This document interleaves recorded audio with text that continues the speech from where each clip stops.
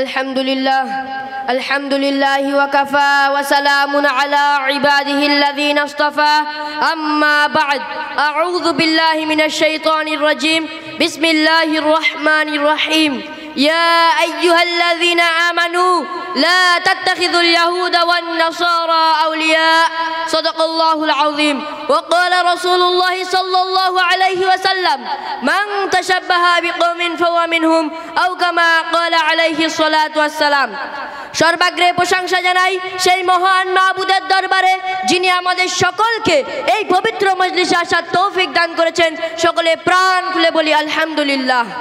তারপর লক্ষ কোটি দরুদ ও সালাম জানাই সেই মহান মানবের প্রতি যিনি আল্লাহ পাকের এই বিশাল সৃষ্টির প্রধান আকর্ষণ বিশ্বনবী হযরত মুহাম্মদ সাল্লাল্লাহু আলাইহি ওয়াসাল্লাম। সকলে বলি সাল্লাল্লাহু আলাইহি ওয়াসাল্লাম। অধ্যকার হাদিয়া ন্যাশনাল এডুকেশন কাউন্সিল কর্তৃক আয়োজিত বাৎসরিক তরঙ্গ নামী অনুষ্ঠানের সম্মানিত সভাপতি, বিজ্ঞ বিচারক মণ্ডলী, সুদক্ষ পরিচালক ও আমার সামনে উপবিষ্ট বিভিন্ন বয়সের শ্রোতা মণ্ডলী, সকলের প্রতি আমার আন্তরিক সালাম ও অভিনন্দন।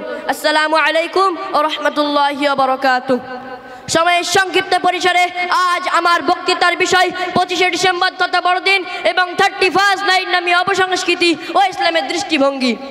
সম্মানিত হাজিরিন, পাশ্চাত্য সংস্কৃতি নামের অপসংস্কৃতি আমাদের দেহের প্রতিটি রক্তকণিকায় এমনভাবে মিশেছে যেন দিনে দিনে আমরা বিচার বুদ্ধিহীন অথর্ব জাতিতে পরিণত হচ্ছি। বছরের 365 দিনেই কোনো না কোনো বিশেষ এক দিবস রয়েছে। এর মধ্যে এমন কিছু দিবস রয়েছে যা পালন করলে শুধু যে নিজেদের ইতিহাস সংস্কৃতি ঐতিহ্যের সাথে গাদ্দারি করা হয়, শুধু তাই নয় বরং ভয়াবহ পাপ তথা শিরক ও কুফরে পতিত হতে হয়। এমনই এক পাশ্চাত্য অপসংস্কৃতির নাম হলো 25শে ডিসেম্বর বা যিশু খ্রিস্টের জন্মদিন এবং 31st নাইট অর্থাৎ ডিসেম্বরের 31 তারিখের রাত্র 12টায় এক জঘন্য উৎসবের আনন্দ মেতে ওঠা।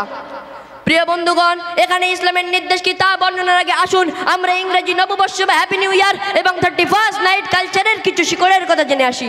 হযরত ঈসা আলাইহিস সালামের জন্মের অর্থাৎ খ্রিস্ট মত অনুসারে যিশু খ্রিস্টের জন্মের 46 বছর পূর্বে রাজা জুলিয়াস সিজার সর্বপ্রথম ইংরেজি নববর্ষ চালু করেন।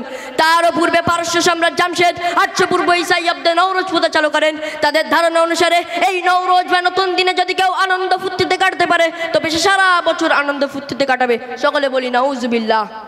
প্রিয় উপস্থিতি, প্রাচীন যুগে যারা চন্দ্র, সূর্য, আকাশ, বাতাস, পাহাড়, পর্বত প্রভৃতিকে পূজা করত তাদেরকে বলা হতো প্যাগানিজম। এই প্যাগানিজমরা নতুন বছরকে বরণ করত।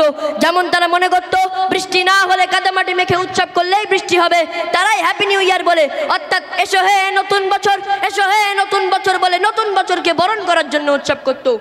প্রিয় সুধী, আমি বিজ্ঞান মনস্ক যুব সমাজের কাছে প্রশ্ন করতে চাই, এইভাবে এসো হে নতুন বছর বলে অথবা হ্যাপি নিউ ইয়ার বলে কি সৌভাগ্য আনা চাই? চাই না। সম্মানীয় উপস্থিতি, মহান আল্লাহ তাআলা মুসলমানদেরকে সতর্ক করে বলেন ওয়ালা তারকানু ইলাল্লাযীনা যালামু ফাতামাসসাকুমুন নার, অর্থাৎ তোমরা সীমালঙ্ঘনকারীদের প্রতি অনুরক্ত হয়ে পড়ো না, অন্যথায় অগ্নি তোমাদেরকে স্পর্শ করবে।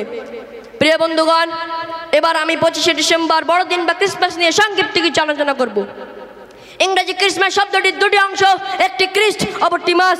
ক্রিস্ট এটি ঈসা আলাইহিস সালামের একটি উপাধি আর মাস অর্থ জন্মদিন বা জন্ম উৎসব। তাহলে ক্রিসমাসের মাধ্যমে ঈসা আলাইহিস সালামের জন্ম উৎসবকে বোঝানো হয়ে থাকে।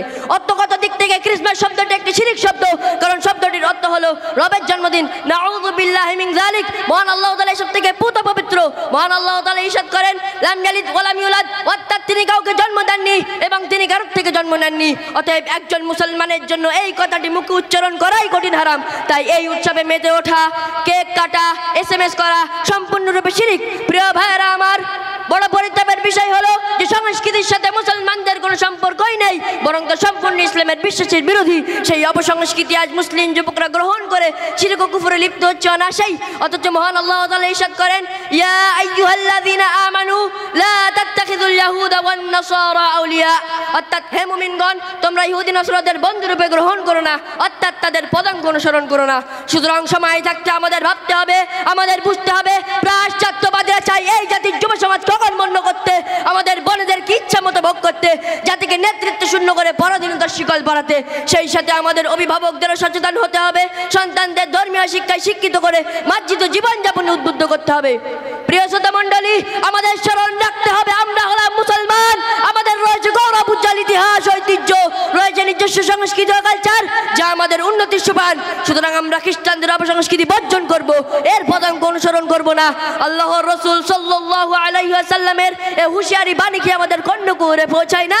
কারণ আল্লাহর রাসূল সাল্লাল্লাহু আলাইহি ওয়াসাল্লাম ইরশাদ করেন, মান তাশাব্বাহা বিকওমিন ফাহুয়া মিনহুম, অর্থাৎ যে ব্যক্তি অন্য জাতির সাদৃশ্য অবলম্বন করে সে তাদেরই একজন বলে বিবেচিত হবে। সুতরাং আর দেরি নয়, আজ এখান থেকেই আমাদের দীপ্ত শপথ গ্রহণ করতে হবে 25 ডিসেম্বর এবং 31 নাইট সহ অন্যান্য বিজাতীয় সংস্কৃতি ত্যাগ করে ইসলামী সংস্কৃতি গ্রহণ করব, চর্চা করব ইনশাআল্লাহ। আল্লাহ আমাদের সকলকে তৌফিক দান করুন, আমিন। ওয়া আখিরু দাওয়ানা আনিল হামদুলিল্লাহি রাব্বিল আলামিন। আমরা